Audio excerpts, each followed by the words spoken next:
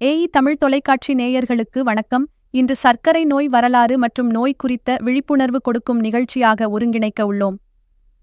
நீரிழிவு நோய்கள் பல்வேறு வகைகளாக உள்ளது. பாதிப்புகள் பலதரப்பட்டதாக உள்ளதால் ஒவ்வொன்றையும் தனித்தனியாக மிக ஆழமான புரிதலுக்கு ஏற்ப வழங்க உள்ளோம். இந்த நிகழ்ச்சி பொதுவான நீரிழிவு நோய் குறித்து அலசுகிறது.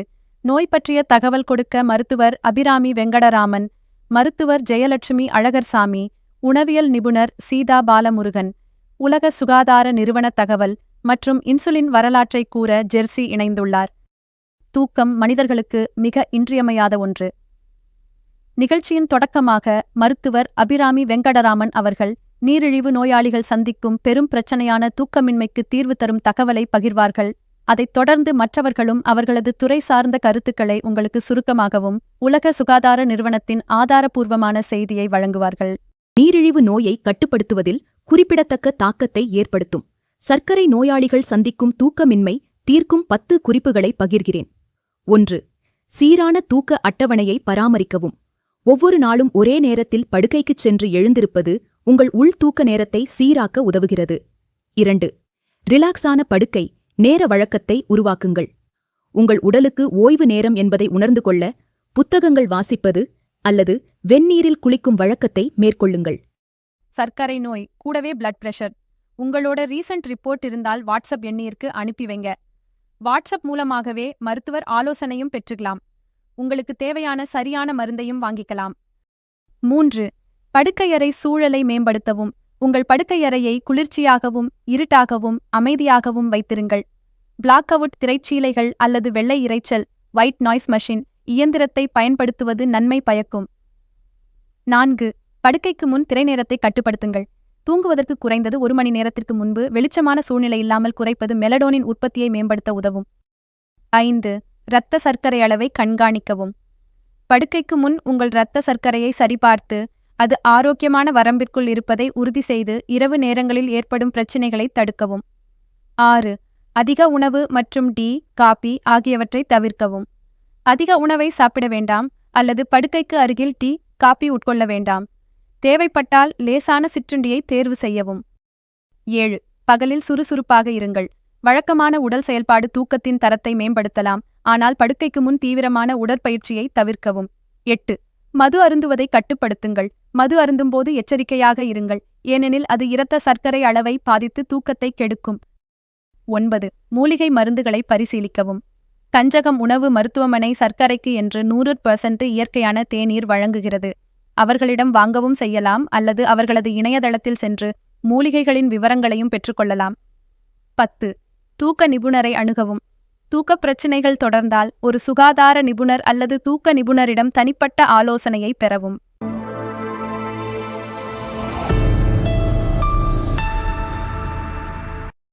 ஒன்று, நீரிழிவு நோயை கட்டுப்படுத்தும் போது நீங்கள் என்ன சாப்பிடுகிறீர்கள் என்பதை நினைவில் கொள்வது அவசியம்.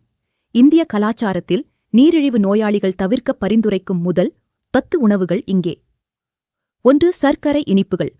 குலாப் ஜாமூன், ஜிலேபி மற்றும் லட்டு போன்ற பாரம்பரிய இனிப்புகளில் சர்க்கரை அதிகமாக உள்ளது மற்றும் இரத்த குளுக்கோஸ் அளவுகளில் குறிப்பிடத்தக்க அதிகரிப்புக்கு வழிவகுக்கும். 2. பொரித்த உணவுகள். சமோசாக்கள், பக்கோடாக்கள் மற்றும் ஆலு டிக்கி போன்ற பொருட்கள் அதிக கலோரிகளைக் கொண்டிருப்பது மட்டுமல்லாமல் ஆரோக்கியத்தை மோசமாக பாதிக்கும் ஆரோக்கியமற்ற கொழுப்புகளையும் கொண்டுள்ளன. 3. அதிக எண்ணெய் உணவுகள். அதிக அளவு எண்ணெய் அல்லது நெய்யுடன் சமைக்கப்படும் உணவுகள் எடை அதிகரிப்பதற்கும் இன்சுலின் எதிர்ப்பை அதிகரிப்பதற்கும் வழிவகுக்கும். 4. அதிக சோடியம் உணவுகள். உப்பு நிறைந்த சிற்றுண்டிகள், ஊறுகாய்கள் மற்றும் பல்வேறு பதப்படுத்தப்பட்ட உணவுகள் இரத்த அழுத்தத்தை அதிகரிக்கும். இது நீரிழிவு நோயாளிகளுக்கு ஒரு பொதுவான பிரச்சனையாக உள்ளது. 5. முழு கொழுப்புள்ள பால் பொருட்கள். கிரீம், முழு கொழுப்புள்ள தயிர் மற்றும் பனீர் ஆகியவற்றை அதிக அளவில் உட்கொள்வது நிறைவுற்ற கொழுப்பு உட்கொள்ளலை அதிகரிக்கும். இது இருதய ஆரோக்கியத்திற்கு நல்லதல்ல. 6. பதப்படுத்தப்பட்ட உணவுகள். பேக்கேஜ் செய்யப்பட்ட சிற்றுண்டிகள், உடனடி நூடுல்ஸ் மற்றும் சாப்பிடத் தயாராக உள்ள உணவுகள் பெரும்பாலும் நீரிழிவு நோயை நிர்வகிப்பதற்கு பயனளிக்காத ஆரோக்கியமற்ற பாதுகாப்புகள் மற்றும் சேர்க்கைகளை கொண்டிருக்கின்றன. 7. சுத்திகரிக்கப்பட்ட சர்க்கரைகள். சர்க்கரை பானங்கள் மற்றும் இனிப்பு வகைகள் உட்பட சர்க்கரைகள் சேர்க்கப்பட்ட உணவுகள் மற்றும் பானங்கள் இரத்த சர்க்கரை அளவை விரைவாக அதிகரிக்க வழிவகுக்கும். 8. பழச்சாறுகள். பல பழச்சாறுகளில் உணவு நார்ச்சத்து இல்லை மற்றும் அதிக சர்க்கரை இருப்பதால் அவை நீரிழிவு நோயாளிகளுக்கு பொருந்தாது. 9. மது. அதிகப்படியான மது அருந்துதல் குளுக்கோஸ் வளர்சிதை மாற்றத்தை சீர்குலைக்கும், எனவே அதை எச்சரிக்கையுடன் உட்கொள்வது அல்லது அதை முற்றிலுமாக தவிர்ப்பது அவசியம். 10. சுத்திகரிக்கப்பட்ட கார்போஹைட்ரேட்டுகள்.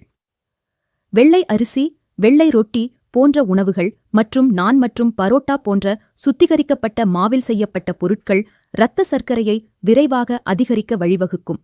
இந்த உணவுகளைத் தவிர்ப்பதன் மூலம் நீரிழிவு நோயாளிகள் தங்கள் நிலையை சிறப்பாக நிர்வகிக்கலாம் மற்றும் இரத்த சர்க்கரை அளவை மிகவும் நிலையானதாக பராமரிக்கலாம்.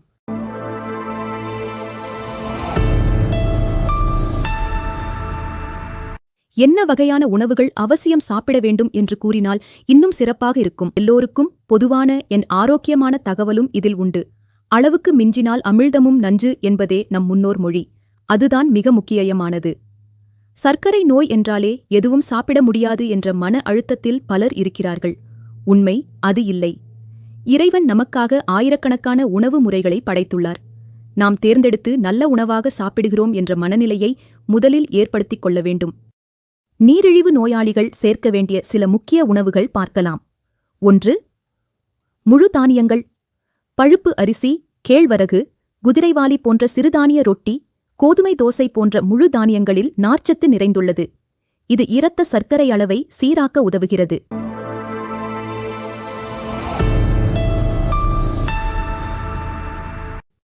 2. மாவுச்சத்து இல்லாத காய்கறிகள். பாலக்கீரை, மணத்தக்காளி கீரை, வெந்தயக்கீரை, புரோக்கோலி போன்ற காய்கறிகளில் கலோரிகள் மற்றும் கார்போஹைட்ரேட்டுகள் குறைவாக இருப்பதால் அவை நீரிழிவு மேலாண்மைக்கு சிறந்த உணவாக அமைகின்றன. 3. குறைந்த புரதங்கள். நாட்டுக்கோழி, வான்கோழி, மீன் மற்றும் பருப்பு வகைகள் போன்ற உணவுகள் அளவாக சாப்பிடலாம். இவை இரத்த சர்க்கரையை அதிகரிக்காமல் தசை ஆரோக்கியத்தை ஆதரிக்கவும் உதவுகின்றன. 4. ஆரோக்கியமான கொழுப்புகள். வெண்ணெய், நட்ஸ், விதைகள் மற்றும் ஆலிவ் எண்ணெய் இதய ஆரோக்கியத்திற்கு நன்மை பயக்கும் மற்றும் இரத்த சர்க்கரை கட்டுப்பாட்டை மேம்படுத்தும். 5. குறைந்த கொழுப்புள்ள பால் பொருட்கள். தயிர் மற்றும் குறைந்த கொழுப்புள்ள பால் போன்றவை கால்சியம் மற்றும் புரதத்தை வழங்குகின்றன, அதே நேரத்தில் சர்க்கரை குறைவாக இருக்கும். 6. காய் மற்றும் பழங்கள். நெல்லிக்காய், கொய்யா, நாவல் பழம், கோவை பழம், இலந்தை, பெர்ரி, ஆப்பிள் மற்றும் பேரிக்காய்களில் சர்க்கரை குறைவாகவும் நார்ச்சத்து அதிகமாகவும் இருப்பதால் அவை நீரிழிவு நோயாளிகளுக்கு ஏற்ற பழத் தேர்வுகளாக அமைகின்றன. பாகற்காய், கோவைக்காய், பீன்ஸ், வாழைக்காய், வாழைத்தண்டு, முருங்கைக்காய் போன்றவை வாரத்தில் ஒரு நாள் அவசியம் சாப்பிட வேண்டும். 7. பருப்பு வகைகள் மற்றும் பீன்ஸ். இவை நார்ச்சத்து மற்றும் புரதத்தின் சிறந்த ஆதாரங்கள், இரத்த சர்க்கரை அளவை கட்டுப்படுத்தவும் உடலுக்குத் தேவையான சத்துக்களின் ஆதாரமாக உள்ளது. இன்சுலின் ஊசிகளின் வரலாறு பற்றி சிறிது அறியலாம். 1920களின் முற்பகுதியில் கண்டுபிடிக்கப்பட்டதிலிருந்து இன்சுலின் நீரிழிவு நோய்க்கான முக்கிய சிகிச்சையாக இருந்து வருகிறது. 1921இல் இன்சுலின் கண்டுபிடிக்கப்பட்டது. டொராண்டோ பல்கலைக்கழகத்தில் கனேடிய விஞ்ஞானிகள் ஃப்ரெடரிக் பாண்டிங் மற்றும் சார்லஸ் பெஸ்ட் ஆகியோரால் இன்சுலின் கண்டுபிடிக்கப்பட்டது. அவர்கள் நாய்களின் கணையத்திலிருந்து இன்சுலினை தனிமைப்படுத்தி மனிதர்களில் அதன் பயன்பாட்டிற்கான அடித்தளத்தை அமைத்தனர்.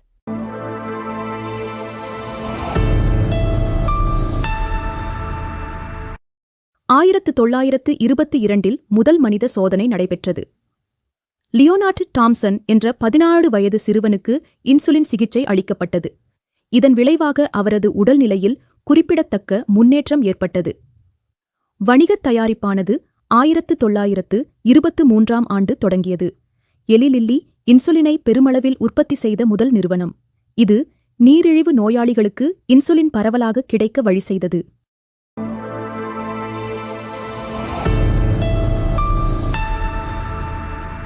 ஆரம்பத்தில் பெரிய, மீண்டும் பயன்படுத்தக்கூடிய கண்ணாடி ஊசிகளை பயன்படுத்தி இன்சுலின் செலுத்தப்பட்டது. பல ஆண்டுகளாக முன்னேற்றங்கள் செலவழிப்பு ஊசிகள் மற்றும் வசதியான முன் நிரப்பப்பட்ட இன்சுலின் தயாரிப்பு மற்றும் வளர்ச்சிக்கு வழிவகுத்தது. தனிப்பட்ட நோயாளியின் தேவைகளுக்கு ஏற்றவாறு வெவ்வேறு செயல் நேரங்களை, விரைவான செயல்பாடு, நீண்ட செயல்பாடு, வழங்க செயற்கை மற்றும் மரபணு ரீதியாக வடிவமைக்கப்பட்ட இன்சுலின்கள் உருவாக்கப்பட்டுள்ளன. இவை நீரிழிவு மேலாண்மையை மேம்படுத்துகிறது. உலக சுகாதார அமைப்பின்படி நம்பகத்தன்மை உலக சுகாதார அமைப்பு இன்சுலின் சிகிச்சை மற்றும் அதன் நம்பகத்தன்மை பற்றிய அதிகாரப்பூர்வ தகவலை வழங்கும் தகவலை ஆராயலாம். வகை 1 நீரிழிவு நோயாளிகள் மற்றும் வகை 2 நீரிழிவு நோயாளிகளுக்கு இன்சுலின் சிகிச்சை அவசியம். இன்சுலின் இரத்த குளுக்கோஸ் அளவை திறம்பட குறைக்கிறது, நீரிழிவு தொடர்பான சிக்கல்களின் அபாயத்தை குறைக்கிறது என்று உலக சுகாதார அமைப்பு கூறுகிறது. இன்சுலின் சரியாக பயன்படுத்தினால் பாதுகாப்பானது மற்றும் பயனுள்ளது என்பதை உலக சுகாதார அமைப்பு எடுத்துக்காட்டுகிறது. இரத்தச் சர்க்கரை குறைவு, குறைந்த இரத்தச் சர்க்கரை போன்ற பாதகமான விளைவுகளை தடுக்க தொடர்ச்சியான கண்காணிப்பு மற்றும் அது குறித்த விழிப்புணர்வு அவசியம். உலக சுகாதார அமைப்பு பல்வேறு பிராந்தியங்களில் இன்சுலின் கிடைப்பதை ஆதரிக்கிறது, பயனுள்ள நீரிழிவு மேலாண்மைக்கு அணுகல் இன்றியமையாதது என்பதை ஒப்புக்கொள்கிறது. உலகளவில் சுகாதார விளைவுகளை மேம்படுத்துவதற்கு மலிவு மற்றும் நம்பகமான இன்சுலின் விநியோகத்தின் முக்கியத்துவத்தை அவர்கள் வலியுறுத்துகின்றனர். உலக சுகாதார அமைப்பு இன்சுலின் பயன்பாடு குறித்த வழிகாட்டுதல்களை வழங்குகிறது, உகந்த முடிவுகளுக்கு சரியான அளவு மற்றும் நிர்வாக நுட்பங்களை சுகாதார வழங்குநர்கள் உறுதிப்படுத்த வேண்டும் என்பதை அடிக்கோடிட்டு காட்டுகிறது.